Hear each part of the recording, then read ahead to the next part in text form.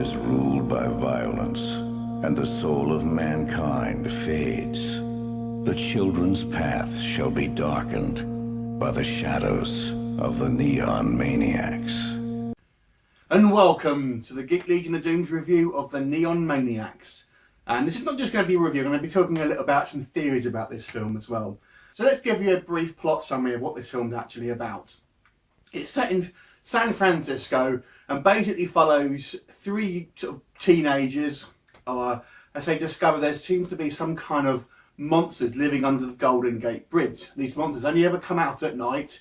Each one of them seems to have like a theme. They're almost kind of zombie-like sort of creatures, and each one is like a theme. There's like a caveman one, there's a sort of samurai one, for example, and they basically are responsible for sort of massacring a bunch of sort of teenagers in a park. And there's only one sort of female survivor, and of course no one believes her at the end. There's no evidence left in the park, there's no bodies or anything like that, and she eventually sort of convinces her kind of new boyfriend, who ends up sort of seeing these monsters as well, and also a kind of another sort of younger female who is kind of a bit of a kind of like horror fanatic ultimately, that ends up sort of seeing these sort of creatures on the loose.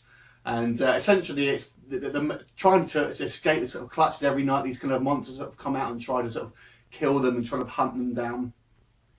Now this movie is a bit of a strange film. It's kind of fun movie, but it has some real issues with it. And the thing is, the main issue you're going to have with this one, you really don't know what's going on. It's a bit of a strange film. So there's lots of theories about what actually this film is. It's a very open-ended movie. So I'm going to be talking about the ending in a little bit of detail. So if you haven't seen it, there will be a spoiler here. So what are they? What are these creatures? Ultimately is going to be the main question. No one knows. As I've mentioned, they're kind of zombie-like in appearance. They're certainly humanoid, but they kind of look like they're sort of decaying. There are some ones that are kind of relatively modern. There's one that looks like he's kind of like a Vietnam sort of military soldier. There's like a modern sort of surgeon as well. But there's ones that are sort of cavemen, and as I've mentioned, samurais. So we don't know what they are. There's some theories I've read that some are robots. There's a scene where one gets their arms sort of cut off and it sort of starts smoking and stuff. So there's some speculation they may be robots. The only thing that seems to kill them is water. So these things, I think, are just made up for this film. And I'll tell you about what my theory is in just a second. Another theory that I've seen are these are kind of things that like the most evil representations of these different kind of people that have been sort of put together in kind of one sort of like mass of almost like undead mutant army. The only one that isn't really sort of human or humanoid at least is this kind of lizard with one eye. And there's also some speculation that this is the sort of somehow the leader and ultimately sort of is controlling them. The very sort of final scene of this movie, there seems to be some kind of light in the back of this van which is sort of parked under the Golden Gate Bridge, and that seems to be another theory is that this is somehow a portal to some sort of other dimension, and this is kind of where they come out of. It still doesn't explain what it is and where they are. My theory, if you have to have a look at a theory, is maybe they just didn't know what the hell was going on. They just thought that'll look cool, and that's what they did. They didn't really give any thought behind it. So all these kind of theories are very good and everything, but I don't think there's any sort of deeper meaning behind it. I've actually read a lot of these sort of cast interviews for this movie, and they have no idea really what's going on. So I just think that the maker of this film just thought that'll be a cool visual. You know, we won't worry too much about the details. We'll just kind of leave it ambiguous. If you have to sort of like really sort of look at the detail of this, the only thing I could possibly think of is that the police search, for example, under the bridge, and they can't find anything, and then you hear the kind of bell which seems to be sort of going off a lot throughout the movie. And I think that if you have to sort of like give some kind of narrative story, the bell is somehow signals these creatures to appear, but I don't know. It is a really strange film, and we look at the first scene, the very first scene, and the first victim is this guy who finds this sort of bunch of trading cards, and there's this sort of, and they've all got pictures of these different monsters.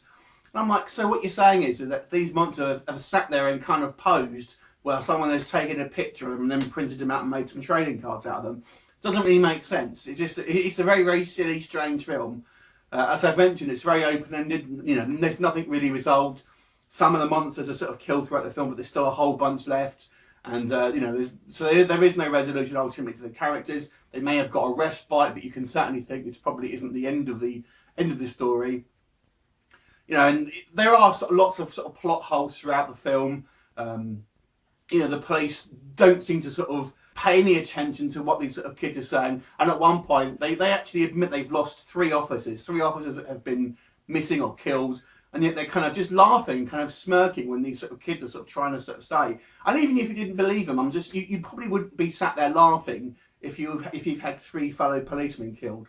And the other thing, I guess, that it bugs me as well a little bit with this film is these creatures seem to know exactly where they're kind of these 3 other kids are. Now, we're told earlier on that the kind of the main female is a virgin, so that would only make you guess that maybe they're after her because she's a virgin. We don't know that. It's never really explained. However, these creatures seem to show up at their houses. These creatures show up at this kind of party, so somehow they know where these kids are. However, when they're actually looking for the kids, these kids will hide behind like a desk or something, and they won't be able to see them. So on one hand, they automatically know where their kids are, but on the other hand, they're blatantly using obviously sight and sound and stuff like, you know, regular people to try and find these kids, and they can't. So, you know, what is it?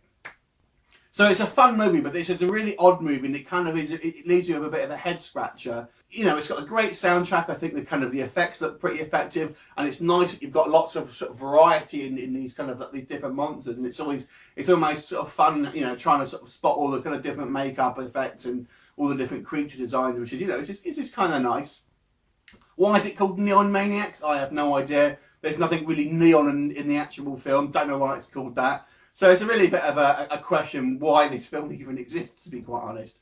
But, you know, it's quite fun. But to be honest, there's so many unanswered questions, I can't really sort of give it too high a mark. So I'm just going to give this one a 5 out of 10. What did you think of it? Leave me a comment, and I'll look forward to seeing you next time. And what are your theories about the Neon Maniacs? Bye for now.